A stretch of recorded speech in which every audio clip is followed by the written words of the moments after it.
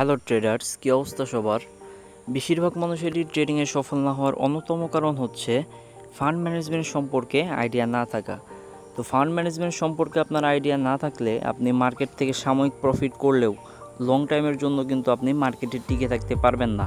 তো আজকের এই ভিডিওতে আমি ফান্ড ম্যানেজমেন্ট সম্পর্কে আলোচনা করব, কিভাবে আপনি আপনার ফান্ড ম্যানেজমেন্ট করলে আপনি ট্রেডিংয়ে লং টাইমের জন্য টিকে থাকতে পারবেন।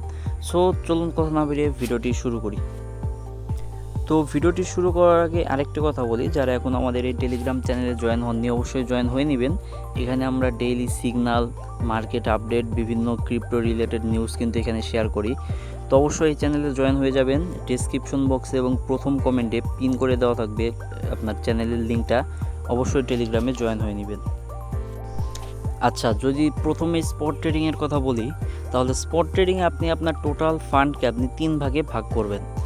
তো সাপোজ ধরলাম আপনার টোটাল ফান্ড হচ্ছে $300। তো এই $300কে আপনি 3 ভাগে ভাগ করবেন এবং প্রতি ভাগে পড়বে আপনার $100 করে। তো $100 দিয়ে আপনি শর্ট টাইমের জন্য আপনি ট্রেডিং করবেন, যেটাকে আপনারা বলে থাকেন স্ক্যাল্পিং।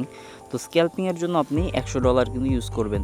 তো এই $100কে আপনি চাইলে 3 ভাগে, 4 ভাগে অথবা 2 ভাগে কিন্তু ভাগ করে নিতে পারেন এবং এইটা দিয়ে কিন্তু আপনি ডেইলি এখান থেকে 10%, 15%, 5% কিন্তু প্রফিট করবেন এই $100 দিয়ে। তো এখানে $100-এর মধ্যে আপনি প্রতিটা কয়েনে আপনি $30, $50 বা $25 করে একটা টোকেনে এন্ট্রি নেবেন। তো অবশ্যই একসাথে আপনি 2টার বেশি টোকেনে আপনি এন্ট্রি নেবেন না শর্ট টার্মের জন্য। আচ্ছা, এবং বাকি $100 আপনি লং টাইমের জন্য আপনি ইনভেস্ট করবেন। লং টাইমের জন্য কিছু ভালো ভালো কয়েন কিন্তু আপনি বাকি $100 দিয়ে ইনভেস্ট করবেন। তো এই $100 দিয়ে আপনি চাইলে 3টা, 4টা অথবা 5টা কয়েন কিন্তু কিনতে পারেন লং টাইমের জন্য।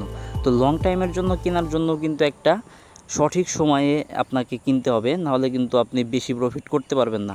তো মার্কেট যখন আপনার 20%, 25% কিন্তু হঠাৎ করে ডাউন দিয়ে দেয়, তো সেই সময়ে আপনাকে ভালো কিছু কয়েন যদি আপনি কিনে রাখেন, তাহলে কিন্তু আপনি লং টাইমের জন্য ভালো একটা প্রফিট করতে পারবেন। আচ্ছা, এখন যদি বলি বাকি $100, তো এই $100 আপনি রিজার্ভ হিসাবে রাখবেন। যখন প্রয়োজন হবে তখন এই $100 আপনি ইউজ করবেন। তো যখন আপনার হুটহাট করে মার্কেট অনেক ডাউন দিয়ে দেয়, আপনার কিছু কয়েন কেনা থাকে, তো সেইগুলোতে আপনি ডিসিএ করার জন্য কিন্তু এই $100 যে রিজার্ভ আছে তখন ইউজ করবেন। এবং মার্কেট যখন সেই রকম ডাউনে থাকে, আপনার 10%, 20% কিন্তু মানে হঠাৎ করে ডাউন দিয়ে দেয়, সেই টাইমে যদি আপনি এই রিজার্ভ থেকে কিছু ডলার নিয়ে আপনি যদি টোকেন কেনেন, কিন্তু সেইগুলো কিন্তু আপনাকে ভালো একটা প্রফিট দিবে। সো এইভাবে কিন্তু চাইলে আপনি আপনার স্পটের যে ফান্ড আছে এইভাবে আপনি ম্যানেজ করতে পারেন। এবার যদি ফিউচার ট্রেডিংয়ের কথা আসি, তো ফিউচার ট্রেডিংয়ে কিন্তু ফান্ড ম্যানেজমেন্ট কিন্তু আরও গুরুত্বপূর্ণ, কারণ এইখানে কিন্তু আপনার লিকুইডেশনের কিন্তু একটা ব্যাপার থাকে। সো প্রথমেই একটা কথা, আপনার যে টোটাল যে ফান্ড আছে সেইটার আপনি একটা ট্রেডে সর্বোচ্চ 5% ইউজ করবেন, সর্বোচ্চ। তো এর বেশি কিন্তু আপনার ইউজ করা যাবে না, তাহলে কিন্তু আপনার জন্য রিস্কি হয়ে যায়। তো প্রথমে আপনার টোটাল ফান্ডকে আপনি বিভক্ত করবেন এবং প্রতিটা ট্রেডে আপনি আপনার টোটাল যে ফান্ড আছে তার 5% সর্বোচ্চ ব্যবহার করবেন। এবং একটা ট্রেডে এমনভাবে ট্রেড করবেন যেন আপনার একটা ট্রেডে যদি লস হয়ে যায়, সেটা কিন্তু আপনার জন্য বিশাল কোনো ক্ষতির কারণ না হয়ে দাঁড়ায়।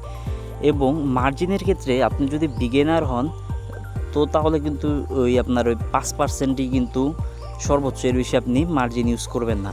আচ্ছা, আর যদি লেভারেজের কথা বলি, তাহলে আপনি যদি বেশি মার্জিন নেন, তো সেই ক্ষেত্রে আপনাকে কিন্তু লো লেভারেজ নিতে হবে। তো আপনি যদি আপনার ফান্ডের বেশি একটা পরিমাণ যদি দিয়ে আপনি মার্জিন নেন, তাহলে কিন্তু সেইখানে আপনি অবশ্যই লো লেভারেজ ইউজ করবেন। আর বিগিনারদের জন্য কিন্তু 20 থেকে 25x বা 15-10x কিন্তু আপনার ভালো একটা লেভারেজ। এর বেশি নিলে কিন্তু আপনার জন্য রিস্ক হয়ে যেতে পারে, যদি আপনি একেবারে যদি বিগিনার হয়ে থাকেন। এবং যেটা সবচেয়ে গুরুত্বপূর্ণ, তো সেইটা হচ্ছে আপনার স্টপ লস ইউজ করা।